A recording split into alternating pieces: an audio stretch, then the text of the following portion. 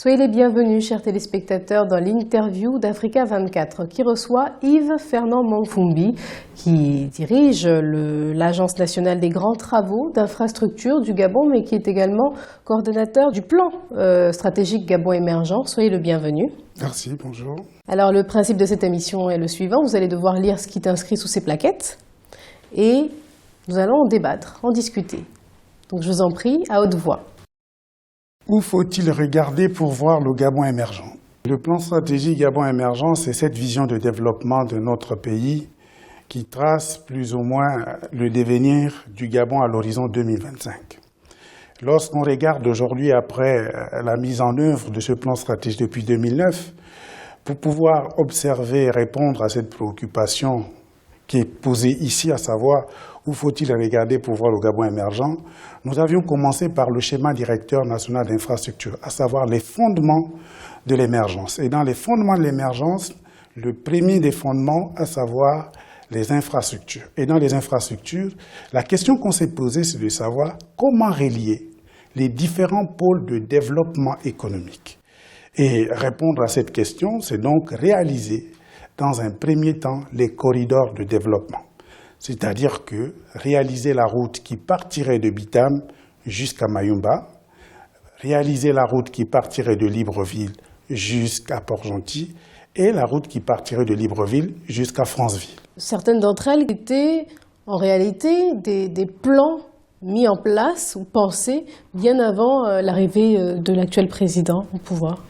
Bien, le développement, c'est un processus. C'est un processus qui est continuel, en ce sens que les anciens chefs d'État, à savoir Léon Mba et le feu Omar Bongo Ndimba, ont commencé, n'est-ce pas, la réalisation de ce corridor de développement. Relier complètement le Sud, ce n'est plus un rêve parce que longtemps on a attendu cette route, mais aujourd'hui, ça fait, n'est-ce pas, le bonheur de tous les habitants du Sud, sinon du Grand Sud, de voir aujourd'hui la route arriver à Mayumba. Hormis cela, hormis les routes, qu'y a-t-il d'autre dans ce plan stratégique de développement? Lorsqu'on regarde le Gabon industriel aujourd'hui, le Gabon industriel, avec sa stratégie nationale d'industrialisation, depuis 50 ans, nous avions vu que le manganèse longtemps exploité au Gabon ne faisait pas l'objet de transformation. Donc depuis 2014, nous sommes arrivés à une transformation locale du manganèse en silicomanganèse et en manganèse local, mais métal. Donc ça, c'est une partie importante de cette action aujourd'hui du plan stratégique Gabon émergent, à savoir les diversifications de sources de croissance. Ça, c'est dans le secteur minier. Mais nous allons aussi la même transformation au niveau de la filière bois. Mais quand on parle de diversification de l'économie, on peut peut-être penser au secteur agricole ou au développement des services, par exemple. On a l'impression qu'on reste tout de même focalisé dans l'exploitation des ressources du Gabon, des ressources minières, de son sous-sol qui est très riche. Justement, j'en conviens avec vous, indépendamment de la filière bois et des mines.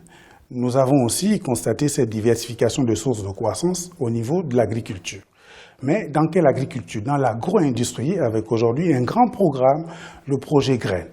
C'est le retour à la terre, parce que nous pensons que la terre est une richesse, et donc il faut ramener à ce que le citoyen gabonais retrouve sa dignité humaine, parce qu'il y a une étude, c'est la stratégie... Il a perdu sa dignité humaine? Non, c'est parce que justement l'étude sur la stratégie d'investissement humain du Gabon a démontré le niveau de pauvreté des compatriotes gabonais. Et donc, à partir de là, on a identifié une couche importante des Gabonais économiquement faibles.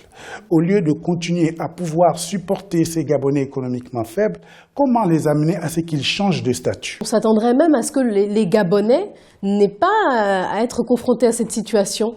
On devrait être dans une autre forme de Singapour, par exemple le Singapour d'Afrique, en théorie bien sûr. Justement, nous inscrivons désormais dans cette idéologie d'être le Singapourien africain. Dans le secteur de l'agriculture, nous pensons qu'en investissant sur la terre, il faut ramener les gens à cultiver la terre, à les fixer, à les sédentariser vers eux.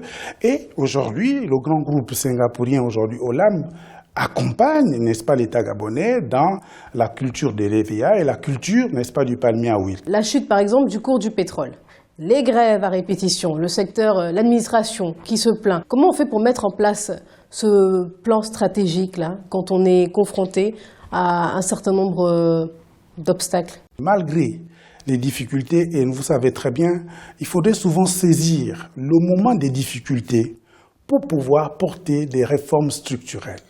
Parce que c'est pendant que nous estimons, nous avons la perception que ça ne va pas, qu'on est plus ou moins préparé à pouvoir supporter un certain nombre de réformes.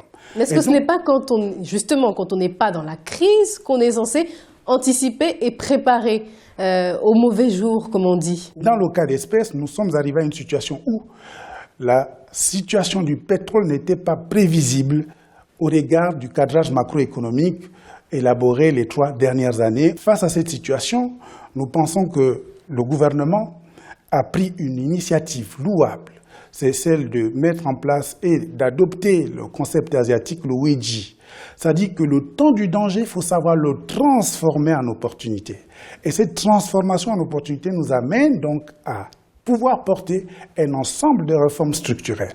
Et dans ces réformes structurelles, si nous prenons le cas tout simplement du secteur des hydrocarbures, parce que nous parlons bien du pétrole, il y a lieu de mettre en place un fonds de stabilisation du pétrole, qui n'existait pas. Lorsqu'on identifie les différents pôles de développement économique, il y a nécessité de restructurer le système éducatif pour que nous puissions avoir, n'est-ce pas, des besoins répondant aux compétences des entreprises. L'administration en général et en particulier le système éducatif, notamment les enseignants, réclament une revalorisation du système de rémunération. Mais lorsqu'on examine point par point ce niveau de traitement de cette fonction enseignante, nous pensons qu'ils sont parmi les privilégiés du système actuel de rémunération. Ah bon? Oui. Donc ils n'ont pas de raison de se plaindre. Je ne dirais pas qu'ils n'ont pas de raison de se plaindre. Ils ont certainement des raisons pour se plaindre. Mais au regard du système actuel de rémunération, ils ne sont pas quand même mal logés.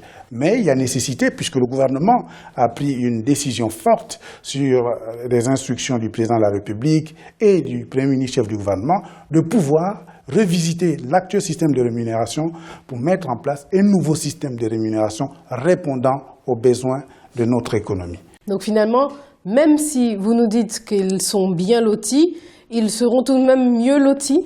Nous pensons que oui, en revisitant le système actuel. Donc l'écart se creusera avec les autres que vous estimez moins bien lotis? La mise en place du nouveau système de rémunération va amener à l'harmonisation, n'est-ce pas, des rémunérations au niveau de la fonction publique. On va continuer. Plaquette suivante, s'il vous plaît. Monsieur Manfumbi. La crise budgétaire. Crise qu'on dit liée justement à la baisse du cours du baril du pétrole. Mais entre 2010 et 2014, par exemple, ce cours était élevé. Oui. Comment se fait-il qu'à la première secousse, l'économie gabonaise soit ébranlée? Je ne dirais pas qu'à la première secousse, l'économie gabonaise s'est ébranlée, non. De 2010 à 2014, sinon 2015 aujourd'hui, nous avions bénéficié d'un cours du dollar favorable. Et c'est ce qui a permis, n'est-ce pas, de réellement lancer la mise en œuvre du plan stratégique Gabon émergent. L'effort d'investissement, parce que la première séquence de la mise en œuvre du plan stratégique Gabon émergent, c'est comment mettre en œuvre les facteurs clés de compétitivité d'une économie. Et les facteurs clés de compétitivité d'une économie sont au nombre de 4. Premièrement, comment avoir un capital humain pour répondre aux défis de développement de l'économie. Et il y a eu les États généraux de l'éducation et de la formation en 2010. Deuxièmement, quelles sont les infrastructures dans toutes leurs dimensions pour pouvoir aussi répondre aux besoins de développement, à savoir les besoins de diversification de sources de croissance. Troisièmement, la gouvernance. Et donc, c'est dans cette gouvernance que le Gabon décide de se mettre et de s'arrimer aux standards internationaux en mettant en place le processus de réforme budgétaire pour avoir la budgétisation progressive de programmes. Donc ces fondements-là ont fait en sorte que le niveau des dépenses d'investissement soit maintenu de 2010 jusqu'en 2013 avec une chute en 2014 où nous avions revisité le budget d'investissement au niveau de 600 milliards. Le thème de la question de Joker serait effectivement l'investissement. Est-ce que vous pensez qu'on peut développer un pays, est-ce qu'on peut développer le Gabon sans attirer d'investisseurs ? Nous ne pourrions pas développer notre pays sans pouvoir capter le flux des investisseurs directs étrangers ou des partenaires publics-privés. Donc c'est ce que vous essayez de faire, de mettre en place. Alors que répondez-vous, et là c'est vraiment le cœur de la question Joker, à ces investisseurs étrangers qui qualifient depuis quelque temps le Gabon de mauvais payeur? Vous avez dû l'entendre, certainement. Nous lançons un appel à ces partenaires de nous faire confiance et de continuer à nous faire confiance et de suivre l'exemple du grand groupe singapourien Olam, de suivre l'exemple du grand groupe d'Eramet Comilog. Nous pensons que ces investisseurs qui ont fait confiance hier au Gabon n'ont pas eu tort de le faire parce qu'aujourd'hui, certes, nous connaissons une difficulté, mais ce n'est pas parce que nous avons cette difficulté qui se heurte du fait que nous avions fait l'audit de nos finances publiques. Et l'audit de nos finances publiques a révélé qu'il y avait un stock d'arriérés qu'il fallait nécessairement payer. Le gouvernement a pris le problème à bras-le-corps pour mettre en place un programme d'appurement d'arriérés de la dette publique. Et ce programme a connu un début d'exécution, mais nous allons le poursuivre avec un objectif qu'au 31 décembre 2015, nous puissions arriver avec un stock d'arriérés zéro. Toutes vos dettes seront réglées. Il ne faudrait pas que certains pensent que le fait d'avoir exécuté des travaux qui ne respectent pas la réglementation en vigueur, j'entends par là, c'est que si vous devez exiger une dette vis-à-vis de l'État, c'est qu'il faudrait que les préalables soient remplis. Et quand nous parlons de préalables, ça voudrait dire qu'il faudrait qu'il y ait une lettre de commande, et tout le processus soit respecté et qu'elle soit engagée et que cela se retrouve dans le circuit traditionnel de la dépense publique en instance au Trésor. Or, certains opérateurs ne cessent de dire qu'ils ont des arriérés ou sinon ils ont des dettes vis-à-vis de l'État, mais qui ne respectent pas forcément le circuit que je viens de décrire tout à l'heure. Donc nous pensons que nous invitons le secteur privé à avoir un dialogue avec eux pour que nous puissions être des partenaires. Nous pensons qu'on doit être partenaire avec le secteur privé parce qu'ils doivent nous accompagner dans ce mouvement de développement. Yves-Fernand Manfombi, merci d'avoir accepté de répondre à ces questions. Merci. Et merci à vous, chers téléspectateurs. C'était l'interview d'Africa 24. À bientôt.